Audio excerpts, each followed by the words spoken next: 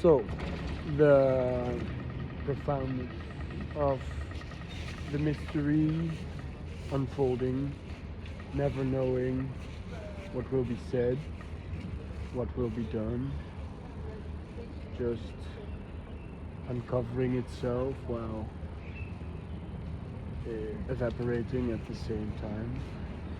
It's the same thing, always the same thing, yet always different. And you could go on to say that in many different ways. Hoe gaat het ermee? Alles lekker? Tjekka, tjekka, altijd. Altijd werkende. Ja, gezellig. Ook goed, echt goed.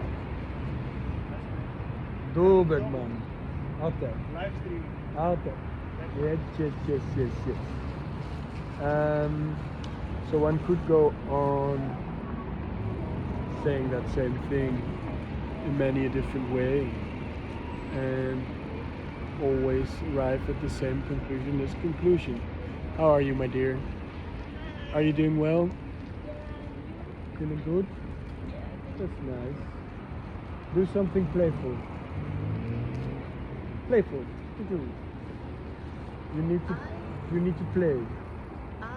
You are a girl. You need to play. With your camera and video. Yeah. It's on. Okay. You don't have to be in the street. You can. What do you recommend me to see in this city? Nothing. What? Okay.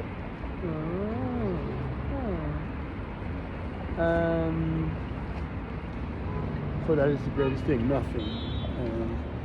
It needs to be said. The word itself implies that it is non-existent, but perhaps the base for existence is its opposite, non-existence.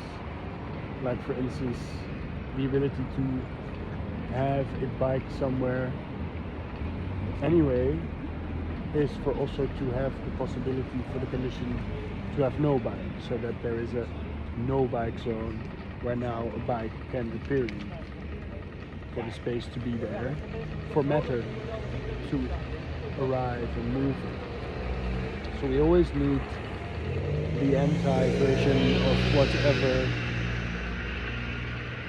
we would like to manifest or experience or have in the reality. And this anti-phenomenon is, in its deepest sense, always the omission of that very thing. Which is nice, and all that I'm saying right now is pointless and meaningless. And in a way not in the sense that you would interpret that through a normative mind, if there's such a thing at all. In the sense that perhaps there's something much more profound than meaning and having a point, perhaps not having a point and meaning and just being in this marvelous, mysterious thing is the greatest meaning of all, if you would still want to abide by those words. That the greatest meaning is no meaning, for then you realize you have arrived, and then following that meaning, that of course means that you have conquered your destination. So now you're no longer chasing out there to accumulate something which in self-deception you believe to bring you some form of happiness, joy, peace, that you then secretly hope will be lasting, which it won't bring you. One of the reasons why is that the whole construction of it is the psychological loop where in and of itself it's constructed to make you believe that by chasing something you will get something, whose starting point is the idea that you're in lack and you have to do something and then you will get it, but then you're reinforcing the idea that being where you are is not good enough, and as long as you're invested in that, believing in that, then of course you will always be in belief and perhaps the experiential sensation that being here is not enough. Going back to the earlier sad thing is that you are also allowed to realize that you have arrived, like literally. Like you have arrived, you are here. Beyond arrival, you are here. With all this glorious creation, whatever it might be. Words are never enough. And then it's like, I not only have inherited the kingdom of God, I'm one with the kingdom of God.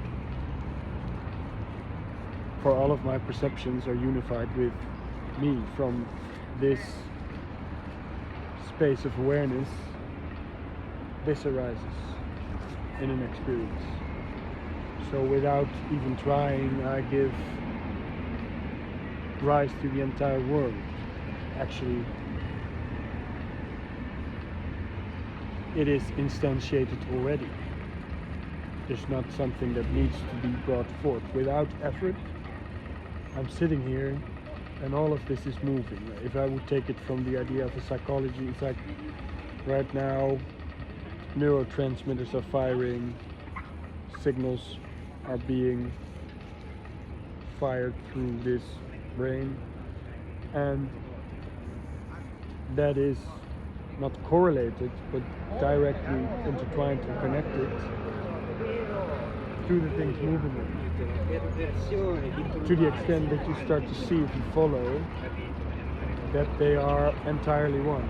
So, as a matter of fact, I am the one moving those cars and those people and everything that happens here without actually needing to lift a finger. Like, I can.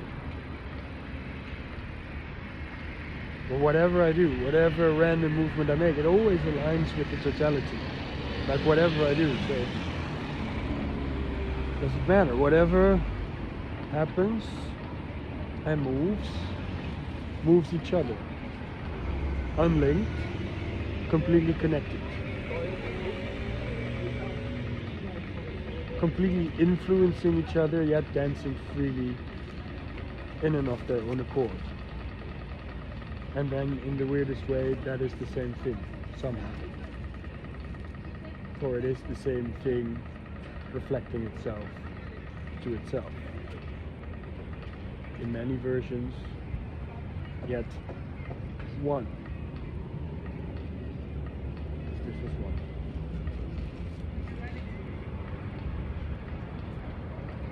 And then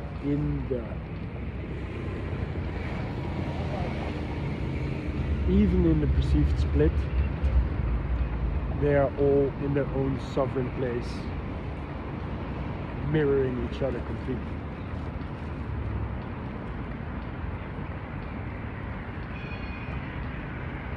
Looking beyond the skin, all atoms, energy, moving, dancing in a space.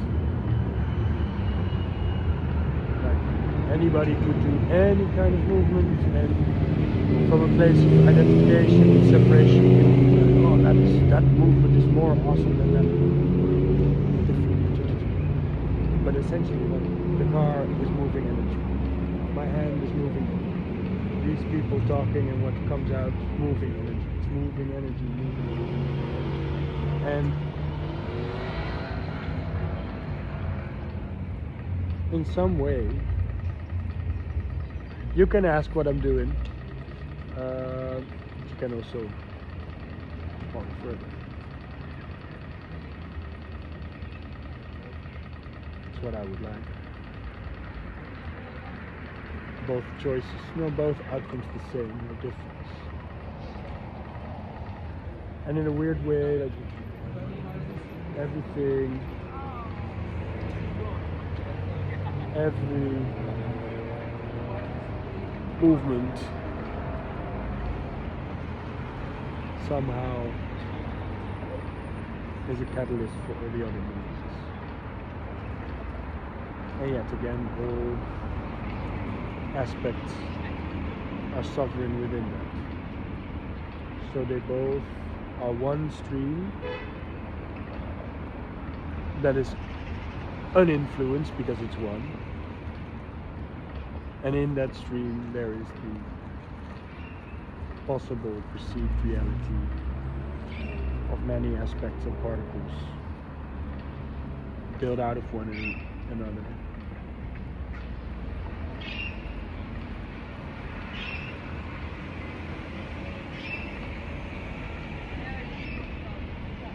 Which can be seen as agents moving at their own volition, but ultimately they are most likely not, or maybe they are. I don't know. I really don't know.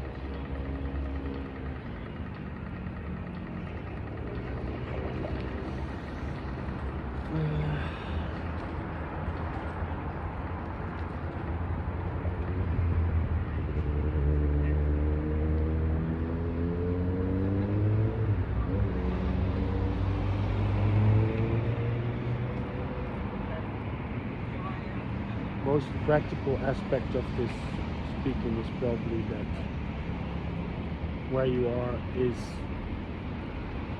the unimaginable richness of life.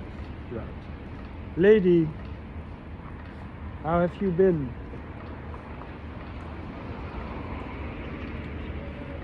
Distracted.